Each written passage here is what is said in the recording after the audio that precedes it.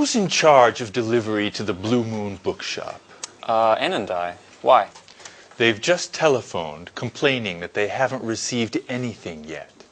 Well, that's impossible. I sent the delivery 5 days ago. That's just it. I don't understand what could have happened. The merchandise should have arrived by now. Anne, call the shipping agents to find out what's up.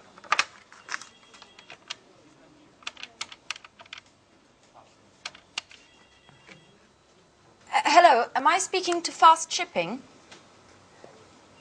This is Anne Baxter from Pilgrim Publishing. I'd like to follow up on the merchandise we sent 5 days ago. Sorry? What? That's impossible. There must be some mistake. You can't have delivered it. Our client has just telephoned saying that they haven't received anything yet. Okay. Okay, I'll take a look at the paperwork and get back to you. Bye-bye. Well, Fast claims that the goods were signed for by the consignee. Rachel, go get the bill of lading. We need to look into what caused this mistake. Gary, are you sure you provided the exact... Certainly, I still remember it. It's 35 Lafayette Avenue, Orange. That's it, all right. What about the duty? Do you remember paying it? Duty? Excuse me, Mr. Stevens, but we're EU members and aren't required to pay duty. Merchandise is free to move between the member states, and duty is no longer required, nor is documentation. EU? What does Europe have to do with it? Excuse me, but Orange is in France, isn't it? Good God, Gary. Blue Moon is in Orange, but not in France. Orange is a city in USA. Call the bookshop immediately. What an idiot. That's why I paid less on freight charges than was budgeted.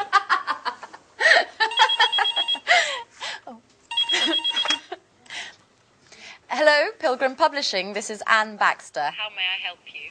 Hello, Lee. I'm calling in regards to the shipment. I was wondering if you had Any news yet? Yes, Actually, I was just about to call you. unfortunately, there's been a misunderstanding. But don't worry. We're taking care of things on our end, and you should receive The goods very soon. Could you tell me exactly what's happened? My boss is extremely upset. The shipping documents were in order. According to the bill of lading, the supplies should have already arrived. Can you explain why the merchandise is blocked in the custom warehouse? Customs? Oh, no, you see, I'm afraid there's been a slight problem in addressing the goods, and they've been sent to a destination in France instead of Massachusetts. France? Massachusetts? What are you talking about? The merchandise was destined for China. China? Excuse me, are you the owner of the Blue Moon in Orange, Massachusetts? No, I'm not. I work for Spectre.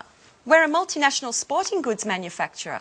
I'm speaking with Fast Shipping. Aren't I? Well, actually, no. This is Pilgrim Publishing. I'm afraid you've got the wrong number. But we do have something in common. We both use the same... Courier.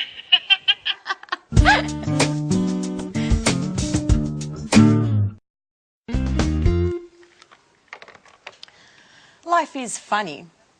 I dial a wrong number, and who do I call? A publishing house. Maybe it's fate.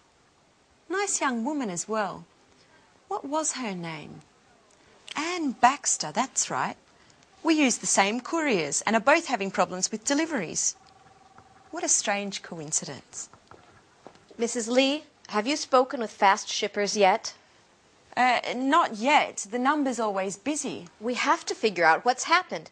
This delivery delay is costing us a lot of money. The courier assured us that the merchandise didn't have to pass through customs, that it would have left their warehouse with the customs bill already compiled, without any additional customs requirements. That's right. Considering the shipping costs, they're so high because they include delivery costs, such as transit, loading and unloading, assembly, and warehouse storage costs. Just a moment. I've got it. Did you remember to attach the certificate of origin, Mrs. Lee? The certificate of origin? I don't really know what that is. It's never been required for our shipments. The certificate of origin is that document which states the merchandise's country of origin for customs purposes. It's absolutely necessary for companies doing business in countries which don't belong to the EU, provided upon customs officials' request. And China is one of those countries. I'm sorry, Mrs. Collins. I didn't know. I swear it. Up until now, I've never taken care of shipments. This is going to be one very expensive mistake. Oh, by the way, I'll be taking our losses caused by this delay out of your salary.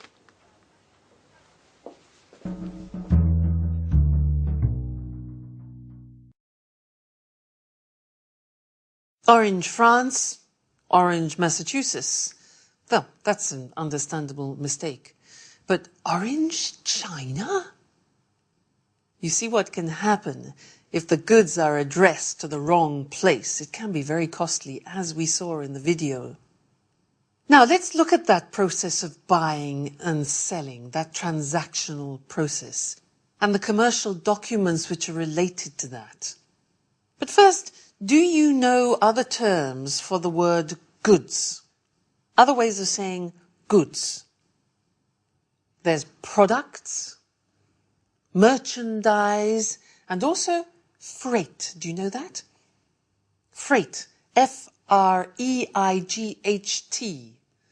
Yeah, all four of them we use. Products, goods, merchandise, and freight. So let's look at that process now. And imagine that we are a buyer, a potential buyer. We would like to buy something. And so we contact a seller. Look at the screen, which will give you the list of the documents which we would need to do this transaction. The first one is the buyer makes an inquiry. Now, inquiry can be written with an E at the beginning or an I, an inquiry. So what's that? Well, that's to ask if goods are available, what the price of those goods are, what the conditions of delivery are, and also what the terms of payment are. So we as the buyer make an inquiry. Now, the potential seller another document which is called the offer or the quotation.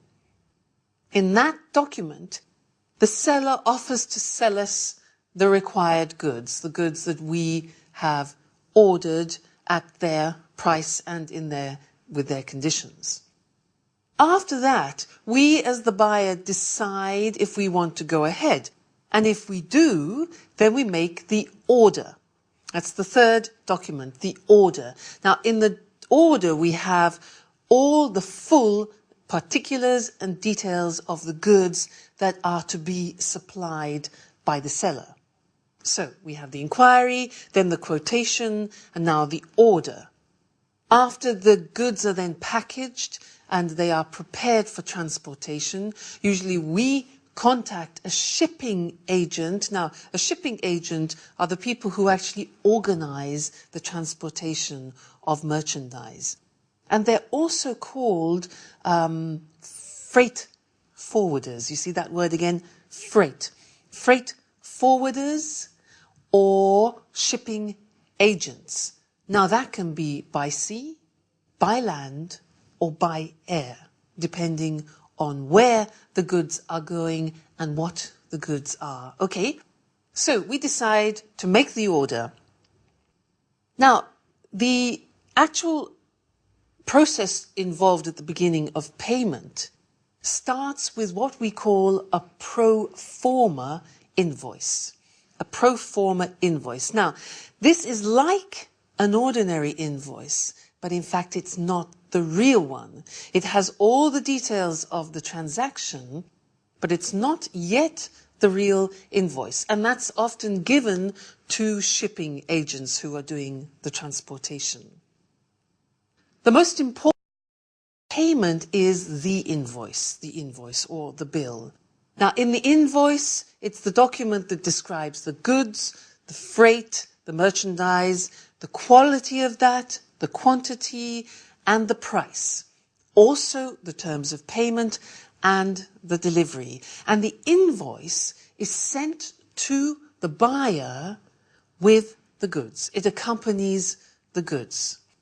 Then we, as the buyer, have to actually buy the goods, and to do that, payment takes place. Now, the safest way to pay for goods is still the letter of credit.